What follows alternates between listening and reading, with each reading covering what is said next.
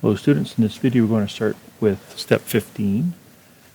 Step 15 says, starting in cell N2, we want to insert an F function to calculate a bonus for each employee. So let's title this column,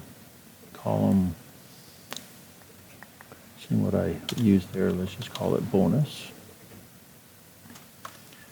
So if function, basically, if one thing is true, it's going to give us that true statement. If it's false, it'll give us that false statement. So the statement is, the if statement is that if their time of service is 25 years or more, so length of service is greater than equal to 25, they get a $50,000 bonus.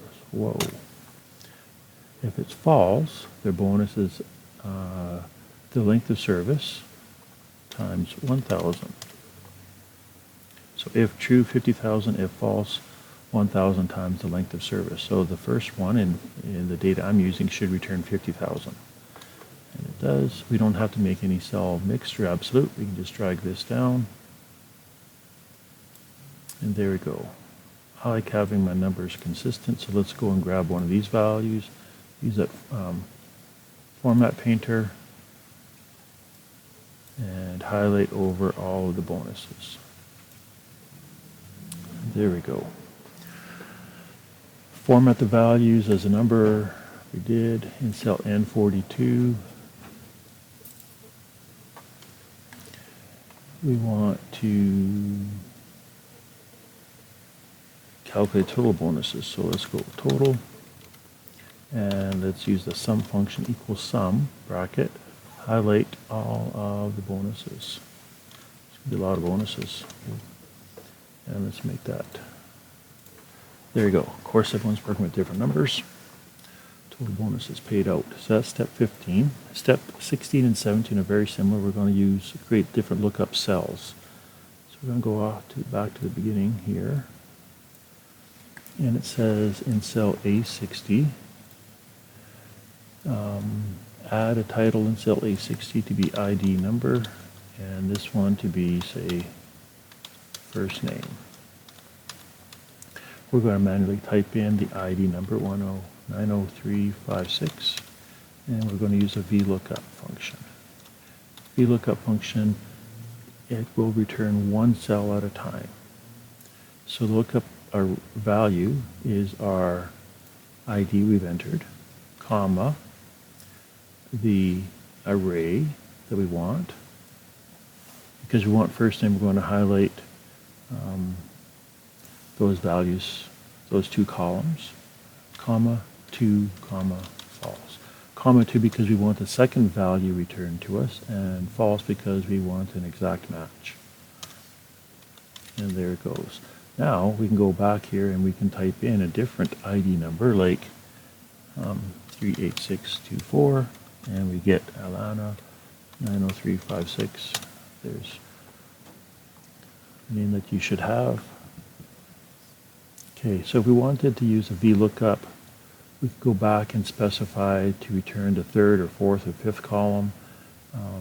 Basically, it's going to return the value of one column at a time. So if we wanted to give us the last name, for example, we'd have to do the same thing, have to start up that VLOOKUP function, VLOOKUP bracket, look up the ID number, comma, highlight the range of values that we wanted to review, and go comma 3, comma, false. And there it is. So all you need for your assignment is the lookup value for the first name. Now, step 17, create another lookup cell. We're going to use the XLOOKUP function. So in cell 63, we want to copy this first one here, and then highlight the whole range of titles we have, and place them next to place them starting in cell B63, right next to that ID number. Let's make that bold. We're going to manually type in 90356. in cell A64, and then we're going to use this XLOOKUP function. The difference between XLOOKUP and VLOOKUP is that XLOOKUP will return a series of values with one function. So we wanted to look up the ID value, comma, highlighting all of the ID values,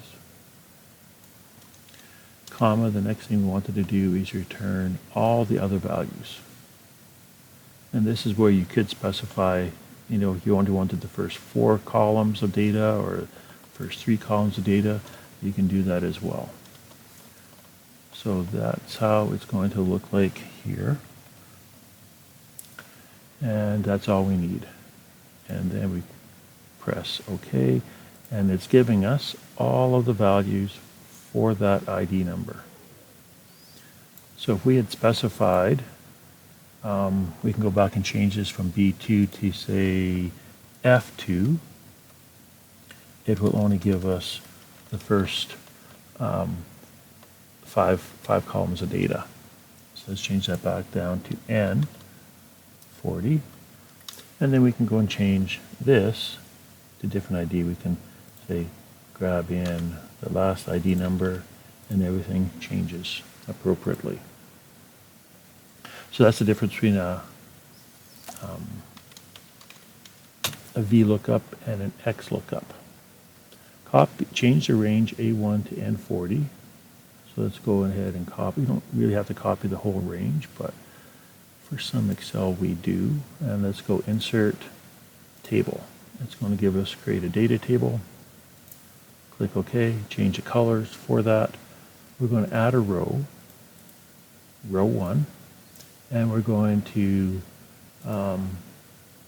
change the height of that row to 125. And in step 20, we're going to insert a slicer. So we can do that by going Insert, Slicer. And the slicer we want is the cons code column. Click OK. We want it to be 5 columns wide, and we want it to be approximately 5 inches. And we can just manually adjust the height. And let's move that to column B1, cell B1. So then this allows us to quickly filter. The filtering is part of the data table, but now we can filter in different aspects of it. We can close, take out all of the filters. So let's do this again for, let's add a second filter. Place it right underneath the first one. This one will be for Office. So insert that slicer, and it's for Office. Let's make this one 5 columns wide as well. Let's make this, let's match the first one, 5 inches or whatever you have in metric. And there we go. Something cool. Now we can go, let's look at business, let's look at Europe. There it is. Let's look at accounting and taxation. If you want multiple, hold down the control button and we'll get multiple options given to us. Clicking on that filter symbol, we can remove the filters for that. So that is the Excel assignment.